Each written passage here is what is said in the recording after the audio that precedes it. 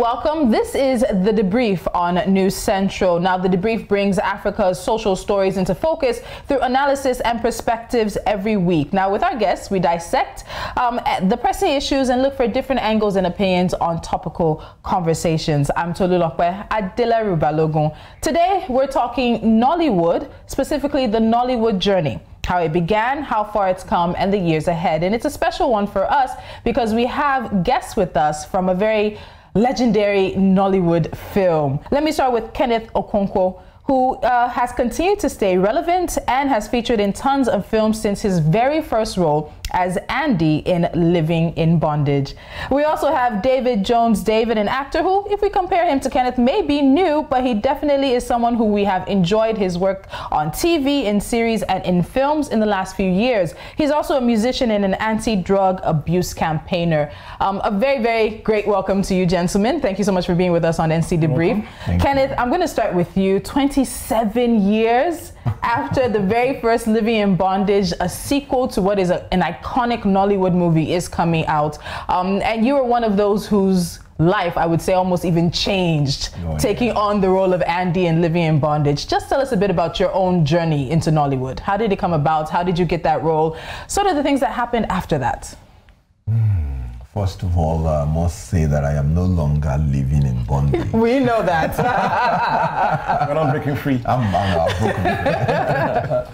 Well, you know, I think the journey is a journey of providence. When something was not existing and you have the privilege of being the first person that was chosen to do the movie, you will know that you are simply engraced. Yeah.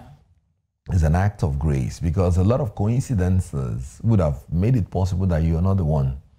If everything worked together for good for you, then you just know it's an act of God. First of all, the movie was shot in Igbo, and it was not shot in Igbo land, it was shot in Lagos. Wow. That means you have to be an Igbo man who was living in Lagos at that particular point in time. I just finished my university and I launched into the world. I had gotten an employment, but acting has always been a talent that I wanted to explore. Okay. So when I finished my university, I went to the movie world myself because I didn't read anything about theater or arts. Yes, and then there was no industry for theater practitioners per se. So you break in and break out depending on your natural talent, basically. So I went into the soap operas then that were existing. And when they got me auditioned, they were so impressed. They created a role for me to start acting with their best stars then. So that was how I entered the TV. Then when the time came for Living in Bondage, we were invited because, you know, it was a selective invitation since it was shot in vernacular. So we were invited, all the professionals. So they specifically had people that they wanted. Sure, yeah, because the movie was, you know, you needed not to be Igbo to be in it, but you needed to know how to speak Igbo. Just that a whole lot of our colleagues, you know, are in Yoruba films. But they are not Yoruba. But once you can speak the language, you are invited. Okay. Like this young man, he speaks Igbo more than, you know, a lot of Igbo people. So if he were there, then he would have possibly. So David, let me come to you. So when Kenneth was starting, okay, let me quickly let you finish that. Yeah. So when we were called and got auditioned, the man that owned the movie, when I just came on set and he saw me and saw my performance and saw my intuitive creativity, because then movies are written in story form. Not word for word. It wasn't handed to you. Not scripted. So, so your personal creativity counts. So, to bring about that scene and to deliver exactly what they're looking for. So when the man saw me and I did 1, 2, 3, he said, wow. When he was writing this script, it was this kind of a guy he had in mind. He never saw me before. He said, look, he's going to do it. Call him Andy. And that was how. And that's how. So, David, the time that Kenneth came about in the industry wasn't a structured industry. Things And to a point, if you even tell some people now that Nollywood is not structured, they still would agree. But there's a bit of a difference. Let's not even say a bit. There's a lot of a difference between the golden era of Nollywood that included glamour girls and the prostitutes and living in bondage. So what some might even say is a renaissance of Nollywood with Isokan and the wedding party and the new era of films. And you're part of this new era. But you also would have looked at some of the old films and thought, if I could have done that, I might have done this. If I could have played this role, I might have played it just like this. So being part of this sequel to Living in Bondage, how do you feel about that? And how do you feel about being able to step in some of the shoes and, you know, work with individuals like Kenneth now? You know, it's like watching Fast and Furious 1 and considering the, you know, the success and you're called upon to be in Fast and Furious 2. Yeah. It's wow to me. For me, it's a hit. Like, guy, you don't go. You don't know. Yeah, that's it. You know, so and you having the likes of him in the movie. For me, it's a dream come true. I think film day. This one, Living in Bondage, now film. I feel like I want to ask you about the sequel, but let's keep that because we know that if I ask too many questions, you probably won't even answer me and give me that. So let's talk about Nollywood now. We know that in placing Nollywood, Bollywood, and Hollywood, Bollywood brings out the most movies, and that's India's film industry. Nollywood is second in terms of how many movies come out every year. Then Hollywood comes third to that. But we've also had quality control issues or quality control conversations when it comes to the content that Nollywood has been bringing out. And people have wondered, Nollywood has yet to have an Oscar nomination, and that could change with Lionheart now being considered for nomination. We've also seen the quality of films coming from other African countries and how they're performing at the 3 big film festivals. But in terms of the quality around the productions that Nollywood is putting out, what are we doing right? What are we doing wrong? Should we be worried about Oscar nominations and festivals? Do we just continue to do what it seems has been something that has endeared Nollywood to the hearts of people, not just Nigerians, but Africans across the world, even non-Africans across the world? Do we just continue doing what Nollywood is doing, or do we really want Nollywood to step up and take its place rightfully? Let me start with you. I think Nollywood is stepping up. I mean, look at Living in Bondage, then.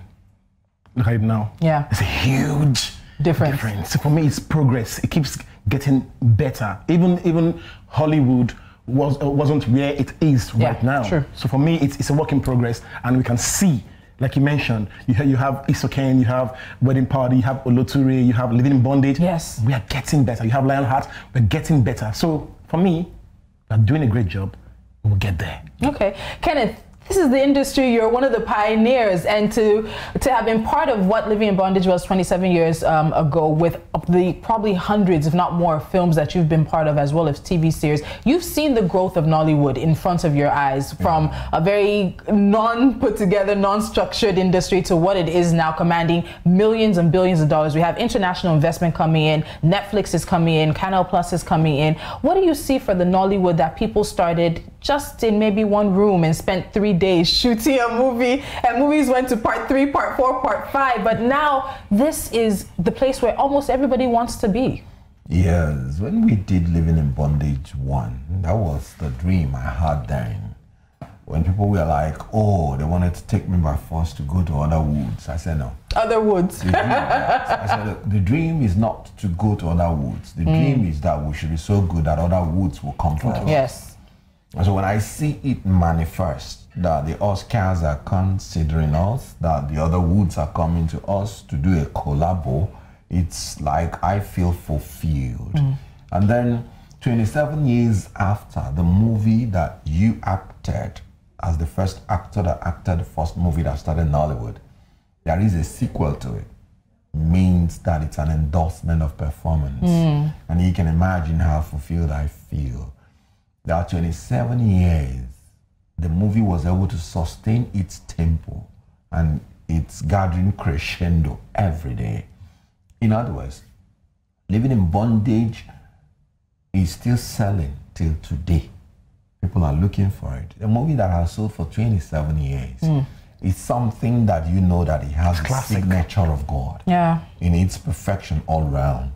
So 27 years after, in the 21st century, when people's eyes have been divergent Because when they watched the first film, it was as if, oh, maybe because they'd never seen the first, that's why everybody is clamoring for it. But after watching series of films worldwide, 27 years after, they still maintain that this movie is one of the best things that has happened to the world. It's no longer regarded to be good because it was the first. Yeah. It's good because it's good. It's good. Mm-hmm. So 27 years after, they have done a sequel, not really a remaking, but a continuation of the story.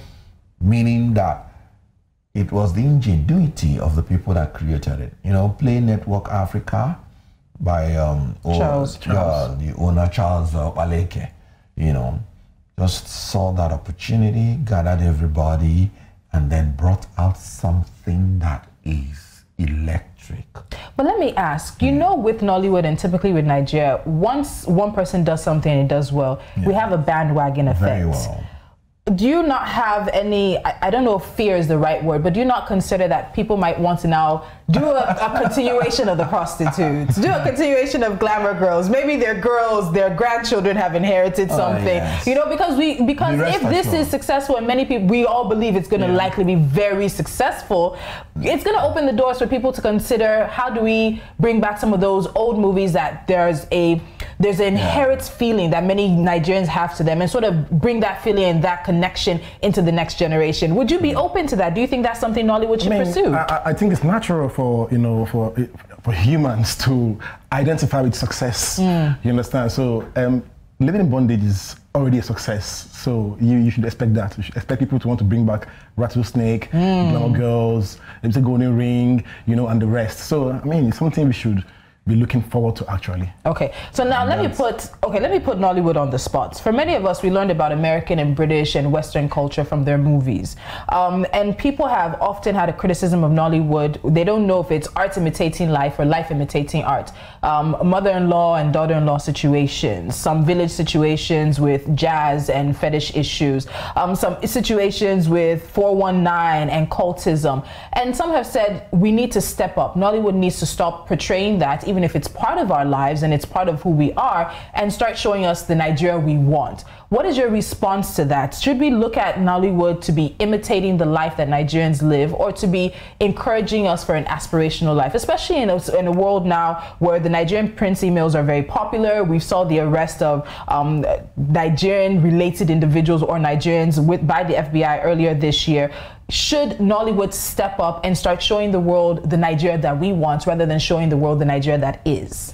David, let me start with you. Okay, I think it's both ways. I think it's not just showing the world. It shouldn't be just showing the world. It should also be teaching us, teaching our children, teaching Nigeria. You understand? Now, if you, like we're talking about, like, let's say living in bondage, you know, we're talking about blood money and the rest. And these days you have young guys who just want to make money.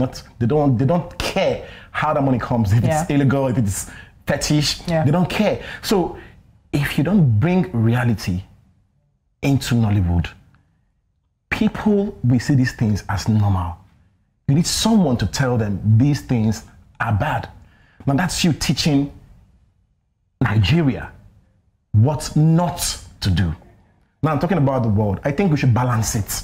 I think you shouldn't be leaving one for the other. That's what I think. Okay, Kenneth, what do you think about that? As an actor, do you ever feel that responsibility? Like, there's a role you're portraying that if somebody is seeing you, they may feel that this is the way life should be, or they can't separate fact from fiction, fact from reality, or fiction from reality, rather. Well, you know, the whole idea of entertainment is to inform, to educate, and to entertain. And they don't have to be monotonous in doing something. Basically, the movies that touch people directly is the one that reflects their society. Living in Bondage was able to make it the first time because it was telling our story. It reflected what was going on then. And it is still prevalent in our society today. There is nothing like we are portraying Nigeria in bad light. We are teaching people the proper way they will go. If you start making movies that are cosmetic, one, it runs the risk of appearing artificial. If you're telling the story of other people in your climb, people will not relate with it as they will relate with the story that reflects your society. So the reality of movies are better portrayed in the reality of what is happening in their society. So why are people concerned? We have been able to change the narrative of making them to look, beware of their society. We have a lot of ritual things we are reading every day in the papers. Why not tell the papers to stop reporting it? That means they won't be reporting the actual news. Then why not tell the babalawos to stop doing that so that people would not be aware of it? You're actually educating people. So we should need more of that. When you want to be an actor and you want to be a good one, you don't care what people are saying or what people are talking. You care about how you will be the role that you are given to play. If people are not talking about you, you have not become an actor. All right, on that note, we're going to take a quick break. You are watching NC Debrief. When we come back, this conversation on the Nollywood journey with cast from Living in Bondage will continue. Stay with us.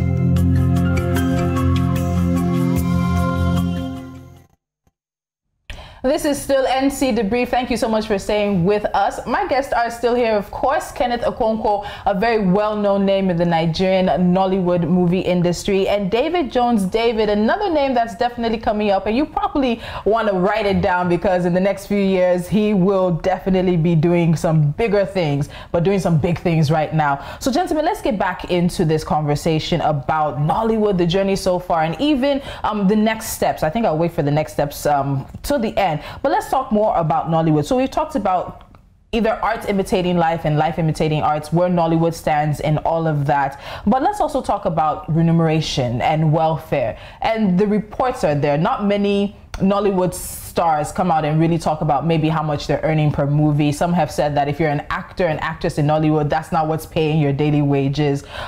We see movies being made, turning around in 3-4 days. Some weeks now, it's getting a bit better. Quality is also getting better. But what do you think, Kenneth, particularly for you, has been the biggest change you've seen in the industry over the years? And of course, also meaning about bringing in new talents, fresh voices, fresh faces that a new generation of those who are appreciating Nollywood's content are exposed to? Well, you know, when we started Nollywood, only very few practitioners were there. Parents would not encourage their kids to go into the industry. But when it became very successful, as usual, it attracted the good, the bad, and the ugly. So everybody is rushing into it for one aim or the other. But the people that went into it because they were passionate about it will always remain no matter what. Money was not what dragged people into Nollywood. It was the passion. But do you think money is keeping people in Nollywood now? Those ones that entered because of passion will remain there no matter what. Okay. Those ones that entered because they're looking for money, they will get disappointed when they don't see it and they'll find something else. So for me, I was a thoroughbred executive gentleman before I entered Nollywood. David, is he still not an executive gentleman now? So I read business administration and I gotten a job. But I thought acting was going to be a hobby since there was no industry like that. But when we did our first movie and it became such a hit, then it was now struggling with our profession. So, but at a certain point, I said, man, if I do not consciously fight with Andy Okeke, then it's going to consume the rest of the life. Really? So Kenneth Okonkwo had to come to fight to become relevant. So my legal profession, I'm still practicing it. Good. Then my diplomatic flair, I'm still practicing it. Ambassador of Made in Nigeria Goods, ambassador of anti-human trafficking, all those stuff. And of course, my business acumen that I accumulated from business administration. My advice is this. People like us, when we started it, money started flowing. I mean, whatever I said people should pay me, then they had to pay me. Because by the grace of God, once I feature in any film, it sells. One, because I maintained that standard of living in bondage. I read through all my scripts, whoever wanted me to do in it, and ensure that it came to that perfect level. Yeah. So that gave me a large clientele in terms of fans. So whenever any movie comes out bearing me, it sells itself. So I was able to throw my weight around and look, this is what I'm going to be paid, and I'm paid. But any person that has to break in, because you have to make the name first before money follows you. Yeah. I've always advised, in our climb, don't depend on movie alone to pay your bills, because you have to secure the land before securing the mats. If you depend on movie alone to pay your bills, you'll be frustrated and you won't reach that end that you wanted to reach. You'll be frustrated out. Yeah. Okay. So, but when you are doing other things, supporting yourself before you hit that name and command the prize, you may sustain yourself in the movie till you get to that height. So I see you nodding. Do you agree with him? Yeah, I agree. I agree because I believe in passion so much, because for me, I think passion makes a mountain become a molehill, you understand? Because if you go into something that you are not passionate about, say for example, you go into movies because of money and it's not coming, you go frustrate. And when you frustrate, you won't be happy. Yeah. When you're not happy, you are not at your best. You understand? For me, my core passion is singing. It's not even acting. Funny enough. You know, I just try. So this is the side hustle. Funny enough, yeah. Really? Okay. I try to be, okay, fine. I've been doing music, soundtracks, you know, and all that, movie scores and all that. You know how you try to push music in Nigeria, it's not going well. I said, okay, let me just try and go into the movie so you know my face. Then from there, and I went for the audition for Hotel Majestic, and that was it. He even gave me an award. Just like he said, look, he left law administration. Tried, and so I think kind of have, you know, the same kind of a similar journey. You know, I didn't live it. He sort of he took a side trip. Yeah, you detour. know? That's not a detour. As a hobby, you know. You understand? So for me, movie was going to be something I needed to put my face out there. Yeah. So when I now bring out the music, you can say, whoa, David Jones. And it worked. And it worked because... And it's still working. Yeah, it's still working, funny enough, because I'm more popular with my singing against drugs than even the movies. Okay. So what do you anticipate? Because there's a statement that Kenneth made that said it got to a point where Andy Okeke was going to take over his life, and Kenneth Okonkwo had to fight to sort of say, I'm the person, not the Andy. Yeah. So with the kind of fame that will likely come with the success of Living in Bondage, are you ready for it? Yeah, for me it's easier because, you know why? Law, acting, they're far. You understand? But you can't take out acting from music. Okay. So they're like sisters. It's just a side, you know, it's just a part of the menu. It's same industry, so I mean, it flies, it goes. All right, so let's talk about the future of Nollywood. I think I was very unprepared for the kind of celebrity status that the first Living in Bondage gave you. Yes, it was like going back to sleep an ordinary man and waking up a superstar. How was it walking down the streets of Lagos? It is, I've given up on it. I just can't live my life anymore. I had an experience that will probably follow me to the rest of my life. If you want to share quickly. You know, in Lagos, people drive roughly, and when one guy drove so roughly, I drove so roughly and stopped him on his track, and I was waiting to take him on and probably take him out. So, but the guy from his own car just looked and saw it was me. He couldn't believe it. He laughed. He now came and knocked. I wound down because he had a smiling face. He said, Andy, Andy, Andy. Not even your real name. Of course. Andy, 3 times. He said, no, you didn't do well. Is it when I am going mad, you will join me to become mad? I felt so stupid. You know, this is a guy who is spoken in vernacular. Yeah. Or in Yebala, Isolukwam na Yala. You know, I felt so stupid because this was a guy who did not claim what he was doing is right. So I'm like, so this guy knew what he was doing is right, but didn't expect his own superstar to behave in a similar fashion. To come down, to behave in the same fashion like him. He was like, this is the guy I should be looking up to stop my madness, to correct my madness. And he has now joined me. And he was saying, no, you didn't do it. I started apologizing. You can imagine. Now, from that day, I now knew that a lot of people are looking up to you. Yeah.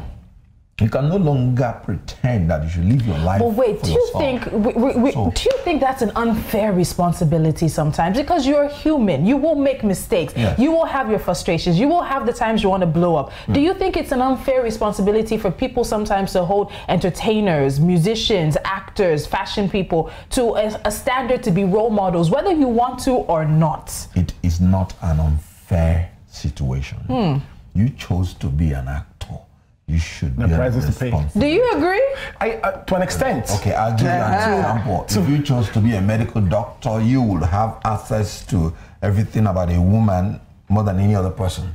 Would you now say because you have such access that if you mess up, it should be understood? No.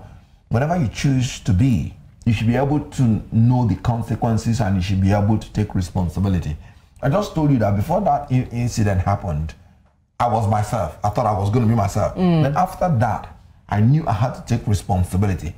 I should no longer live my life for myself, but for the millions of fans that are following me. Okay, but David, I want to hear you say to an extent. I mean, we're humans. Let's just face the fact. There's sometimes people come on Instagram and he's below the belt. Yeah. You understand? Nigerians. Your block straight. Nigerians. This time, your block straight. Sometimes I hit back. So you feel that? Yes. Okay. You know, so that's what I mean. But I mean, I agree with him because, somehow because when you put yourself in a place where people look up to you, it's like a parent. Some things you do. But I didn't give birth to millions of Nigerians. I should be able to live my life the way I want. I'm giving you an example. Okay. Before you got married, let's say you had a boyfriend, and sometimes at the freestyle, once you just want picking like this, now get more caution. That's how it is. Actually, you cannot say I'm human. I'll do it now like you put on my children. There's certain things you wouldn't want to see in your children. Very true. So you will stop them so that they don't look at you and copy from them. So let's bring this back now to the future of Nollywood. We cannot ignore Nollywood. No one was ignoring Nollywood before. The numbers were there. It is a multi-billion-dollar industry. Sure. We are commanding prices. We're getting our actors and actresses to collaborate in the West. We're seeing the West come to us. Netflix now has a number of Nigerian films that are out. And I know people abroad, families, Nigerians, non-Nigerians, Africans, non-Africans, who are using Netflix to access Nollywood in ways that they weren't before. But even then, they have platforms like Iroko and iRoko and Amazon and things. So is the drive, let me ask you, David, is the drive for this new generation of film producers and actors and actresses in Nollywood, is the drive to be on platforms like Netflix? And do you think that could become a bit dangerous to the authenticity of what has always been our Nollywood? I see it as growth. Everyone wants to go global. We global now. Yeah, we big time. You understand? I mean, what do you call growth? What do you call expansion? Is when you are bigger than this small room, you expand. You expand. So it's expansion. It's growth. It's positive. It's good. I support it. I endorse it. Okay, Kenneth, what do you think? You can't compete, then you stay away. Competition will always make people to come out better. So like you said, it's good, beautiful. The more the merrier. Yeah, I think the more the merrier. And I think people want to see new faces and new stories that are reflecting the way society is changing. Sure, you can only internationalize when you meet people that have the right equipment, connection, and so you said paraphernalia to take you out there. Yeah, you said something about if it's going to affect the authenticity. The only thing that will take you global is you being real. You being African. Let's take for instance the music industry. Nigeria is where it is right now in the music industry with our music industry because of our originality. It's not because we're trying to copy the West. You know what I'm trying to say? So for me, I don't think it's going to affect it because we are actually there in the first place because of our originality. Okay. Yeah. You know, that was one of the things the first Living in Bondage bequeathed to Nigerian society. That ability to shoot that movie in an African language, and it broke the world. it gave the confidence to all the entertainers to come back and use our original things. Prior to living in bondage, nobody was rapping in Igbo or Yoruba or something. It was living in bondage that engineered such confidence. You know, prior to then, what you had is, I need someone, you know, if I'm, you know. It was just there. You know, yes, but people now, because of the success of that, what really impressed me and interested me in that movie is that it was an African story. Shot in an African language, shot in Africa by Africans. So everybody from the whole world accepted that this is Nollywood. This is Nigeria, not trying to copy them. So that originality is very important. You cannot be as good as the original. You can only be fake. Very true. They can't fake Nollywood. They can't. Even though they may try to replicate it, they can't. All right, gentlemen, we're wrapping up. I'm going to ask this question, and let's see if we can do this in 30 seconds. The future of Nollywood. David, where do you see it? Where do you see Nollywood in 5 years? We have a possible Oscar selection. We have films on Netflix. We have more collaborators coming in that want a piece of the action that's happening here. In 5 years, 30 seconds, where do you see Nollywood? 5 years. Oscars, I mean, living in Bondage 27 years ago, living in Bondage sequel now, it's a huge difference. 5 years to come. Oscars. He's making it simple for me. 30 seconds. Nollywood. 5 years. You know, if by 20-something years we came from 0 to become the #2 in the world, the next 5 years we may just be #1. Very true. We are not going to rest until we become the #1 entertainment nation in the world. Entertainment is an African thing, and we have to take back what started from us. And that's a fantastic place to end it. I have to say a very big thank you to my guest, David Jones David, and of course, Kenneth Okonkwo, part of the cast of the sequel to Living in Bondage 27 years after. It's been a really interesting and fantastic conversation. Gentlemen, thank you so much for being here. You know, this is The Debrief on News Central. We come to you every Friday, 1 p.m. West African time, with a topical conversation that we here across the continent are talking about. So I want to say a big thank you. Don't forget you can join the conversation. Use the hashtag NC Debrief and be part of the conversation and let us know what you think. But in the meantime, also head to our website, www.newscentral.africa. Until next time, I'm Tolulope Adeleru-Balogun. As we tell you right here at News Central, keep Africa first.